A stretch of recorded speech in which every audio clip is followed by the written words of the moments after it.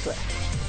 Essas podem ser as últimas imagens de Jorge no Ninho do Urubu. Essa quinta-feira foi a última vez que o lateral esquerdo do Flamengo treinou com os companheiros. A venda dele para o Mônaco está confirmada. Amanhã, sexta-feira à noite, ele segue para a Europa para acertar os últimos detalhes. Ainda volta ao Brasil, mas já não defende mais o Flamengo, sequer começa o Campeonato Carioca nesse final de semana junto com a equipe. Jorge vai ser a maior venda, a mais lucrativa da história do clube. Estima-se que o valor gire em algo em torno de 25 e 30 milhões de reais, superando a venda de Renato Augusto em 2008, que rendeu 15 milhões de reais aos cofres rubro-negros. A perda ela é grande, sem dúvida alguma. Um jogador talentoso como o Jorge e com a identificação que ele tem com o clube, logicamente que a saída dele, se acontecer, até porque eu não fui informado oficialmente ainda, se acontecer, a gente tem realmente uma perda técnica, mas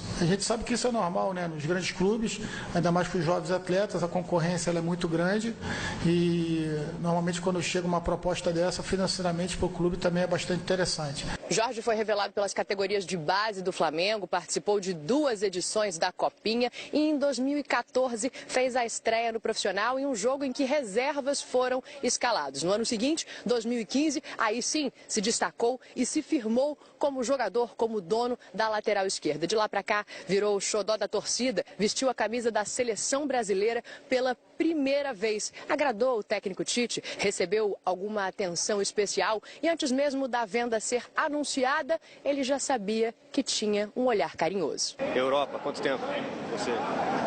Não sei, só Deus sabe.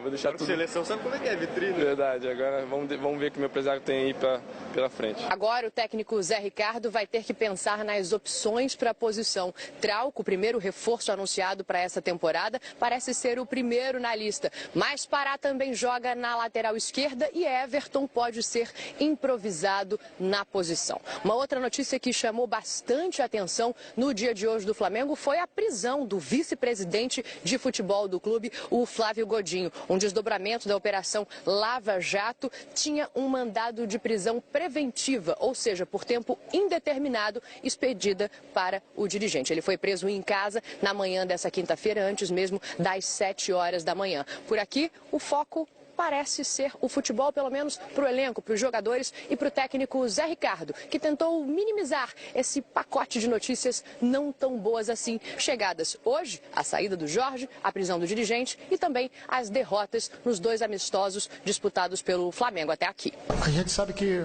numa pré-temporada esses percalços acontecem. A gente não faz uma preparação em pré-temporada para ganhar a pré-temporada. A gente está pensando num campeonato longo, numa temporada longa, onde a gente vai ser submetido a grandes esforços e toda a preparação tem sido feita para isso, né? Ontem acabou oficialmente essa primeira parte da pré-temporada, onde os trabalhos foram muito pesados realmente.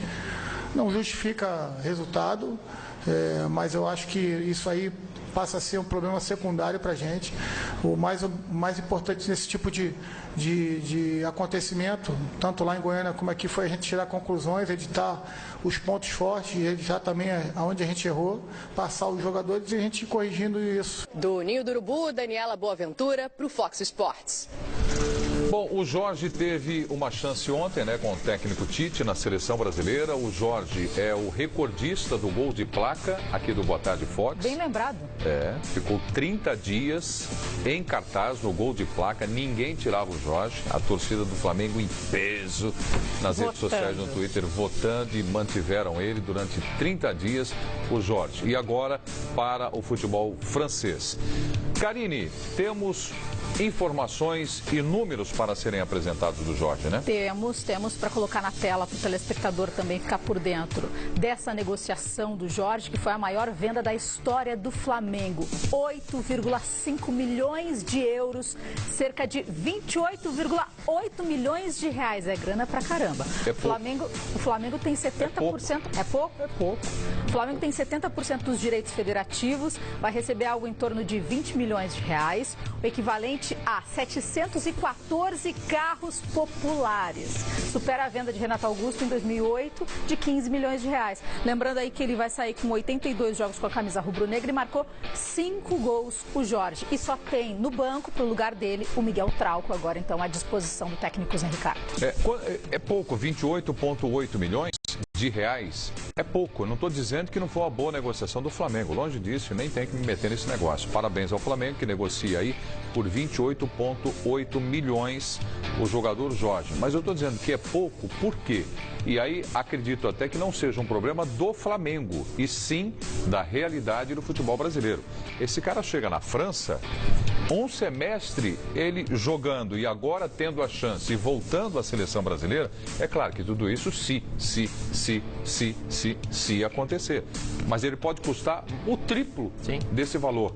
Eu só puxo aqui uma comparação de um outro jogador que está num clube brasileiro, o Pedro Jeromel, que também chegando na seleção brasileira.